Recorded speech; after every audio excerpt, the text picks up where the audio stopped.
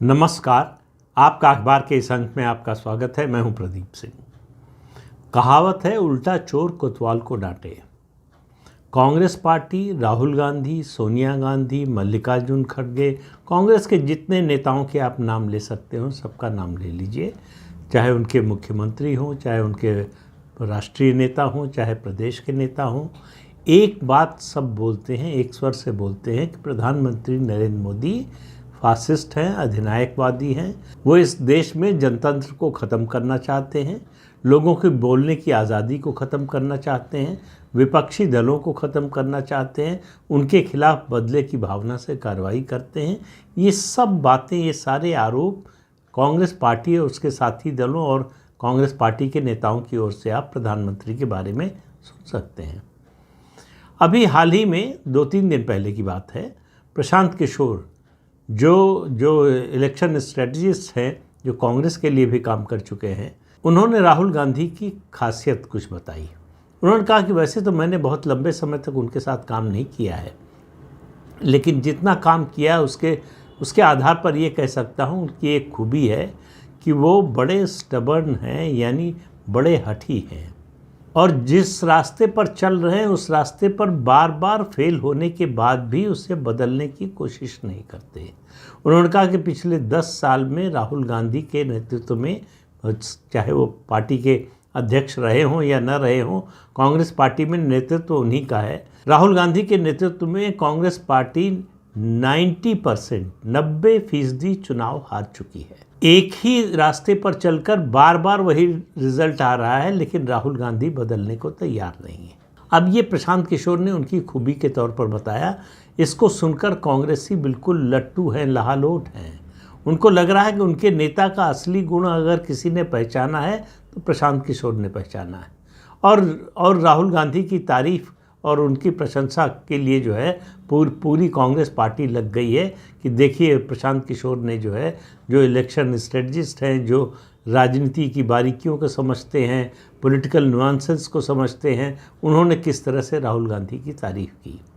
लेकिन एक बात वो भूल जाते हैं, अपनी गलती को न मानना और गलत रास्ते पर फेल होने के बावजूद बार बार चलना, ये 2 बड़े ही बुनियादी गुण होते हैं किसी भी फासिस्ट के।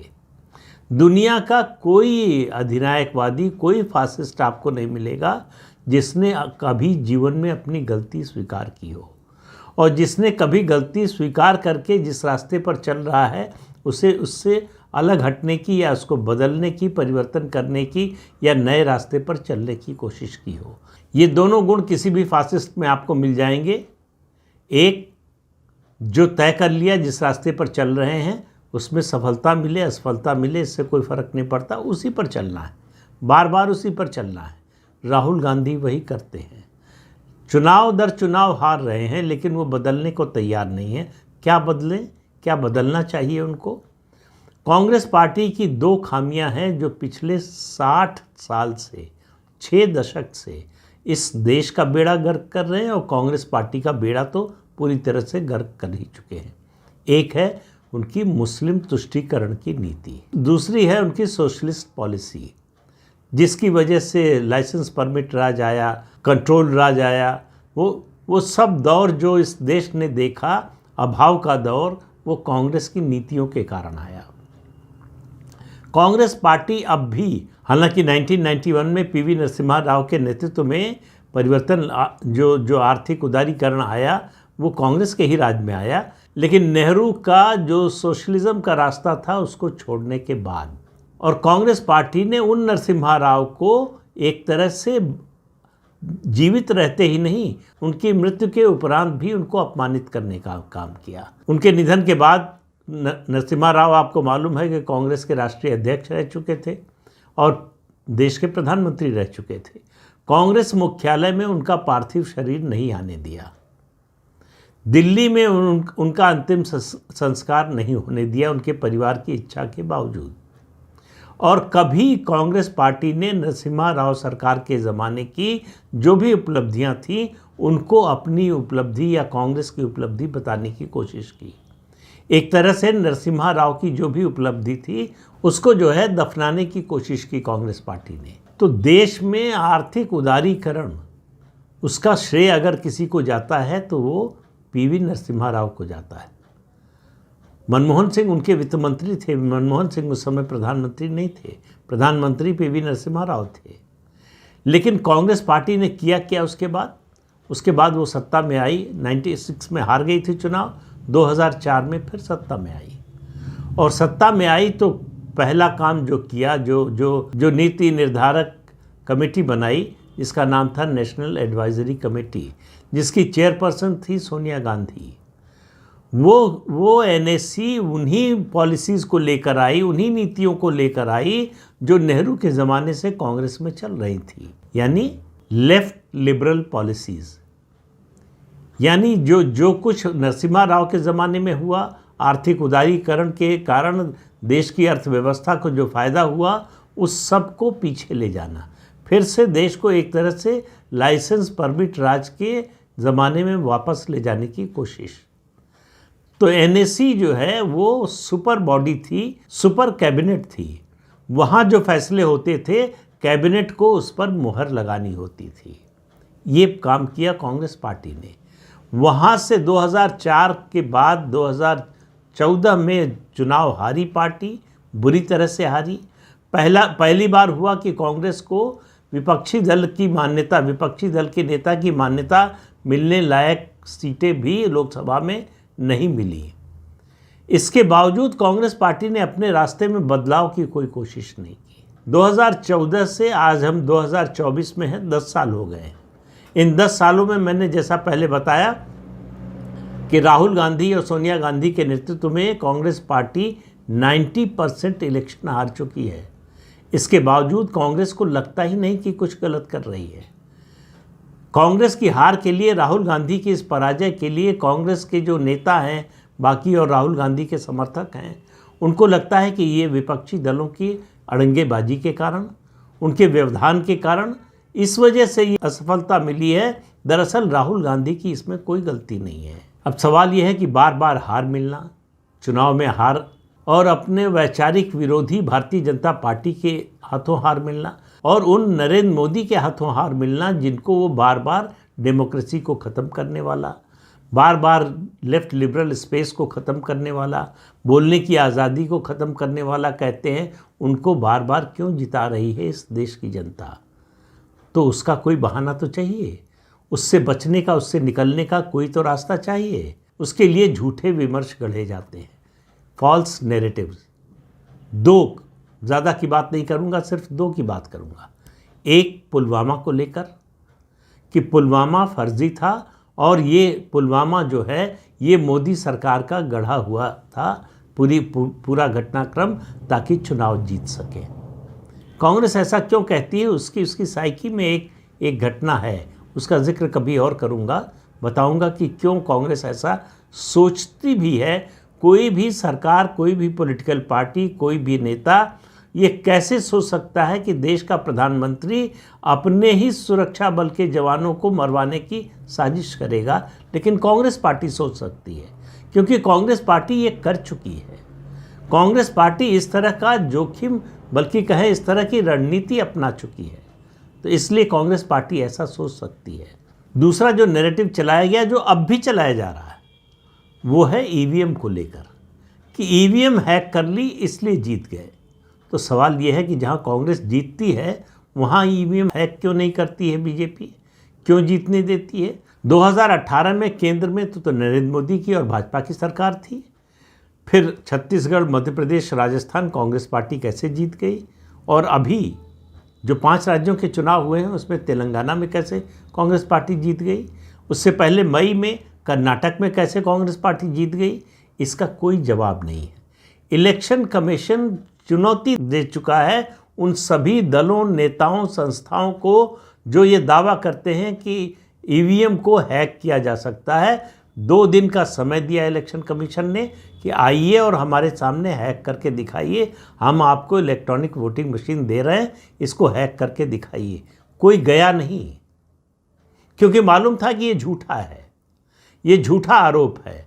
तो उसके बाद फिर जो है अगर चले जाएंगे, साबित हो जाएगा कि ऐसा नहीं हो सकता, तो ये नैरेटिव चलेगा कैसे?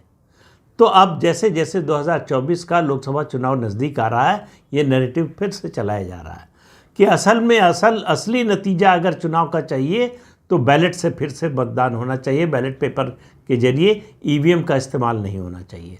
उसके पक्ष में एक ही तर्क है उनके पास कि दुनिया के तमाम विकसित देश जो है वो ईवीएम को रिजेक्ट कर चुके हैं, वहाँ ईवीएम से चुनाव नहीं होते।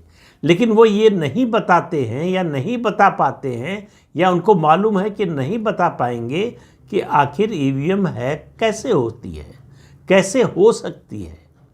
ईवीएम किसी भी तरह से हैक नहीं हो सकती, ये तमाम एक्सपर्ट कह चुके हैं। चुनाव आयोग उन एक्सपर्ट्स को बुलाकर ये डेमोन्स्ट्रेट कर चुका है और उसके अलावा इनवाइट कर चुका है ऐसे लोगों को जो ये दावा करते हैं कि ईवीएम को हैक किया जा सकता है कि आइए और हैक कर दिखाइए।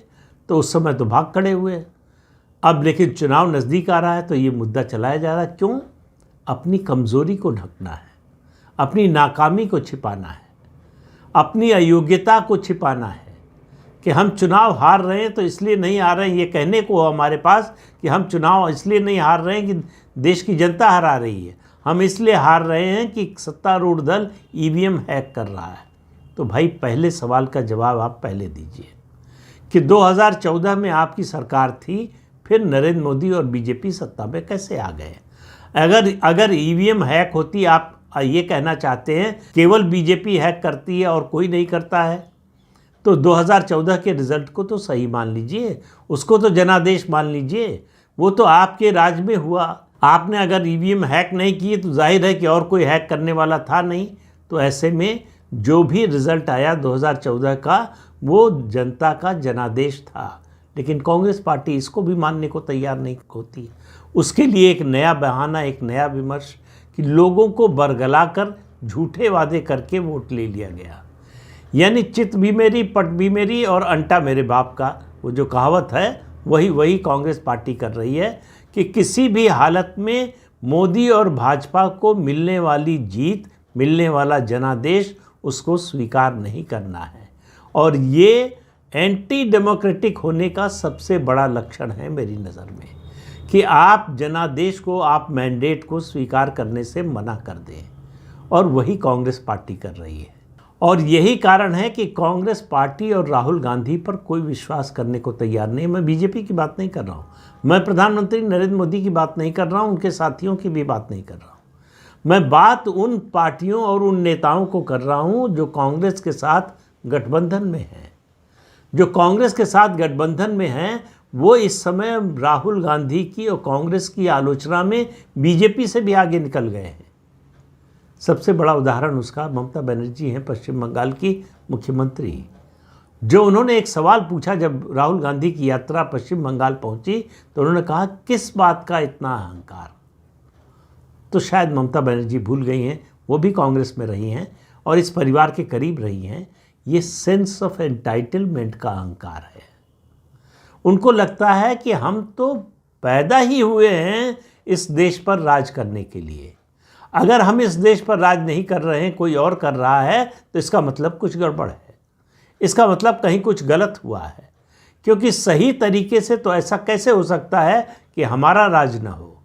और ये जो दिवा स्वप्न है, ये जो सपनों की दुनिया है, इससे गांधी नेहरू परिवार निकलने को तैयार नहीं है और उनके समर्थक और उनके प्रशंसक उन्हें निकलने भी नहीं देते। उनको लगता है कि जब तक हम ये सपना देखते रहेंगे तब तक कांग्रेस शायद बची रहेगी, वरना उसका अस्तित्व खत्म हो जाएगा।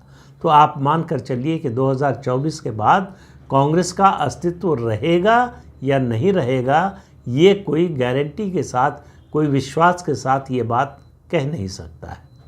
तो इस अंक पे इतना ही। अगले अंक में फिर मिलेंगे किसी नए मुद्दे के साथ। तब तक के लिए अनुमति दीजिए। आपसे अनुरोध है कि ये चैनल देखिए, शेयर कीजिए, लाइक कीजिए और सब्सक्राइब ज़रूर कीजिए। नमस्कार।